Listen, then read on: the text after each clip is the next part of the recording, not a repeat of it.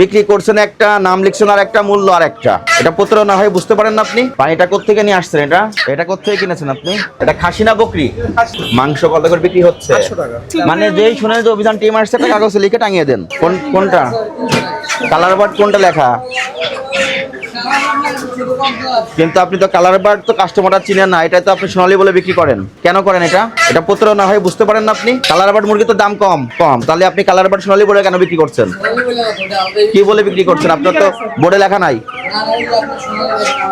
আপনার তো colour bird মুরগি আছে, কত করে বিক্রয় করেন? 290। বোর্ডে লেখা আছে কোথাও? কোনটা? কি লেখা ওখানে? নাম কি লেখা মুরগির? মুরগির নাম কি লিখেছেন বিবরণ? করকার কালার বার্ড এক।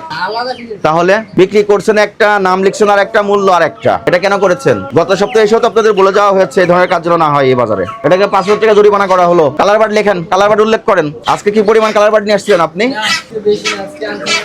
রশিদ আছে? রশিদ বাসায়? মুরগিও বাসায় নিজে রাখেন? হাঁস বিক্রি করেন না? হাঁসের মূল্য লেখা আছে? হাঁসের মূল্য লেখা আছে? দাঁড়িপাল্লার ওই ঝুড়িটা দেখি, এটার ওজন কত? 572 কি বিয়োগ করে তারপরে দেখান। এর ভিতরে যে অনেক নোংরা আছে এগুলো আলাদা করে দিবেন। আজকে কতজনের কাছে কালার বার্ড বিক্রি করেছেন? একটা। ওই একজনের সঙ্গে আপনি প্রতারণা করেছেন।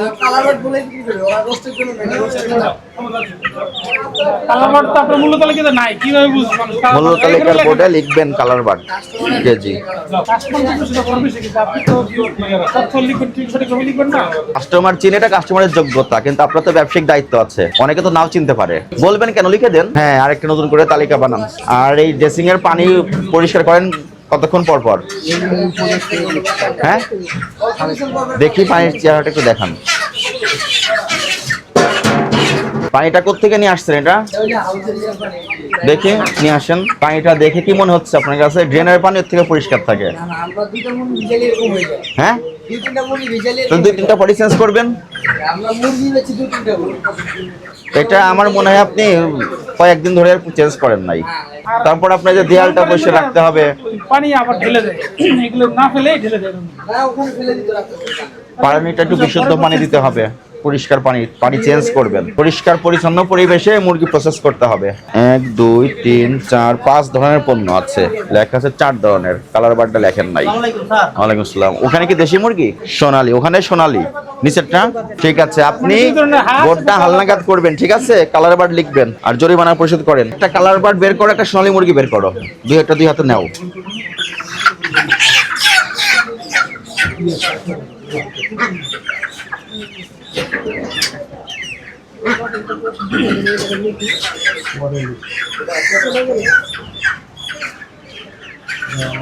দুটার ভিতর সূক্ষ্ম পার্থক্য কি?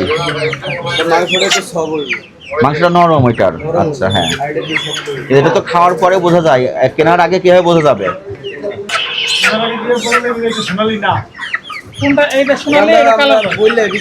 আপনি না বললেন, কিন্তু একজনের বোঝার জন্য কিভাবে বুঝতে পারবেন? দুইটা মুরগি যদি আমি একটা ছেড়ে দিই, আপনি দুইটা ধরে কিভাবে বুঝবেন কোনটা কালার বার্ড আর কোনটা সোনালী মুরগি? হ্যাঁ, কিভাবে বুঝছেন আপনি? হ্যাঁ, হ্যাঁ,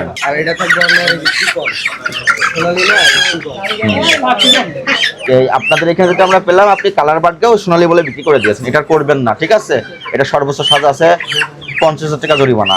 এর পরবর্তীতে একই কাজ করেন তখন কিন্তু সর্বোচ্চ সাজা দেওয়া হবে। আজকে 17 করে গেলাম, আর আপনি মূল্য তালিকার বোর্ডে কালার বার্ড লিখে রাখেন, ঠিক আছে? ওকে, এই হয়েছে, কমপ্লিট হয়েছে। আসেন, তালিকার বোর্ডে লেখা আছে? একটা থাকলেও লিখতে হবে। আজকে পেয়েছেন। এটার মাংস তো অনেক শক্ত। না, এটা তো নরম পিলা, এই শক্ত না, যেটা পাহাড়ি ওইটা নয়।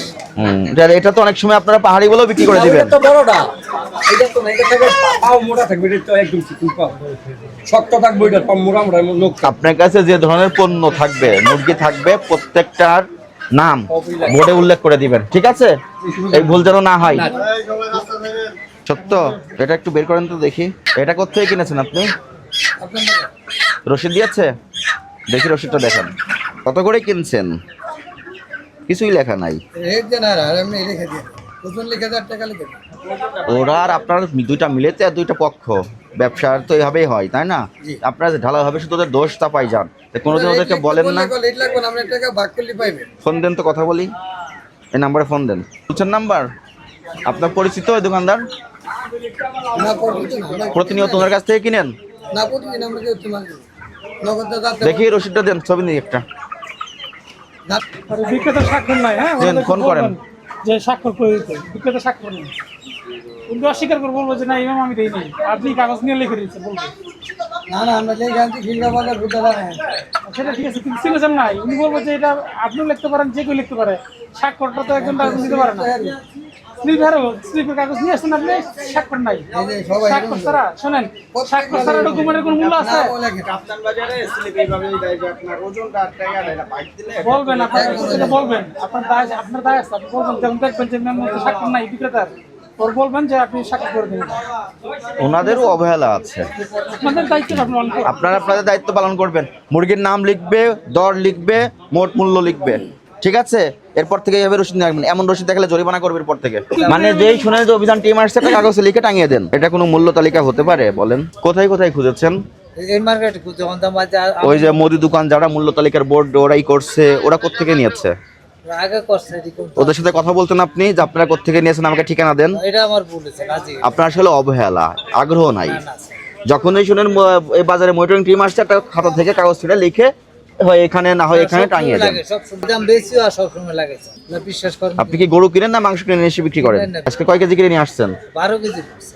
12 কেজি নিয়ে এসে বিক্রি করছেন, ঠিক আছে। আপনি একটা ভালো বোর্ড দিবেন, ঠিক আছে, যেটা এখানে স্থায়ীভাবে থাকবে। প্রত্যেকদিন খুলবেন আবার লাগাবেন। দোকান যখন বন্ধ করবেন খুলে রাখবেন, সকালে দোকান খুলবেন লাগিয়ে রাখবেন, ঠিক আছে? এবং চিরকুটি স্টিলে দিবেন না। আজকে আপনাকে জরিমানা করলাম না, মৌখিকভাবে নির্দেশনা দিয়ে গেলাম, সতর্ক করে গেলাম। এরপরে মূল্য তালিকার বোর্ড না পেলে জরিমানা করা হবে, ঠিক আছে? দোকানে আছে কে? একটু কথা বলি, আসেন। মাংস কত করে বিক্রি হচ্ছে? 800 টাকা। 800 টাকা কি হয়েছে এখনো দাম? জি স্যার। এটা কি ষাঁড় গরু? জি স্যার, স্যার। এটা কি খাসি? এটা খাসি না বকরি? খাসি কিনছিলেন? রসিদটা দেখান। আমাকে নমুনা দেখানোর দরকার নেই। যেটা জবাই করছেন ওই ছাগল খাসিটা যেখান থেকে কিনছেন সেই হাসিলটা দেখান। আপনি কি প্রতিনিয়ত খাসি বিক্রি করেন? অনেকে তো করে যেটা বকরি জবাই করে খাসি বলে বিক্রি করে। জায়গায় কাজ করতে করলে ঠেকা থাকবেন, জি স্যার। ঠিক আছে? স্যার।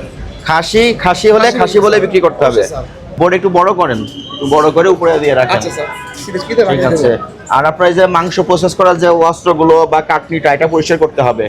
গরম পানি দিয়ে প্রত্যেকদিন একবার করে পরিষ্কার করবেন, ঠিক আছে? জাতীয় ভোক্তা অধিকার সংরক্ষণ অধিদপ্তরের শ্রদ্ধেয় মহাপরিচালক মহোদয়ের নির্দেশনায় ঢাকা মহানগরে পবিত্র রমজান উপলক্ষে প্রত্যেক দিন 10টি করে মনিটরিং টিম বের হচ্ছে। সেই টিমের একটি অংশ হিসেবে আমরা আজকে এসেছিলাম শাহজাহানপুর থানা অধীন খিলগাঁও রেলগেট কাঁচা বাজারে। এই বাজারে আমাদেরকে শাহজাহানপুর থানা পুলিশ থেকে সহযোগিতা করেছে এবং আমরা এই বাজারে মনিটরিং করলাম নিত্য প্রয়োজনীয় পণ্যের দোকানগুলো, মাংসের দোকান, মুরগির দোকান এবং অন্যান্য পণ্যের দোকানগুলো।